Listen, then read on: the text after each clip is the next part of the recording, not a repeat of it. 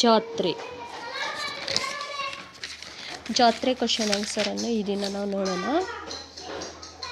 ರಥಬೀದಿ ಹೇಗೆ ಕಂಗೊಳಿಸುತ್ತಿತ್ತು?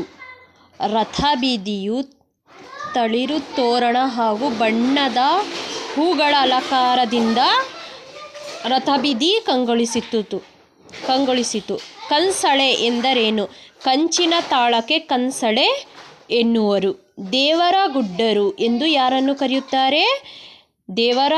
ದೇವರ ಗುಡ್ಡರು ಎಂದು ಕಂಸಳೆ ನೃತ್ಯದವರು ಮಲೆಯ ಮಾದೇಶ್ವರನ ಭಕ್ತರಾದುದರಿಂದ ಅವರನ್ನು ದೇವರ ಗುಡ್ಡರು ಎಂದು ಕರೆಯುತ್ತಾರೆ. ಡೊಳ್ಳು ಎಂದರೇನು?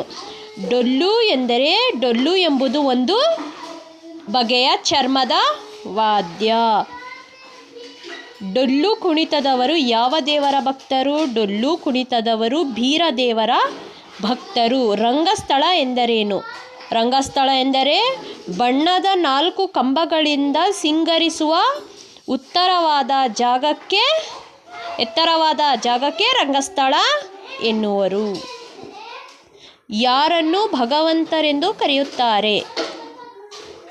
ಜಗಟೆ ಹಿಡಿದು ದನಿಯನ್ನೆತ್ತಿ ಹಾಡುವವರನ್ನು ಭಗವಂತರೆಂದು ಕರೆಯುತ್ತಾರೆ.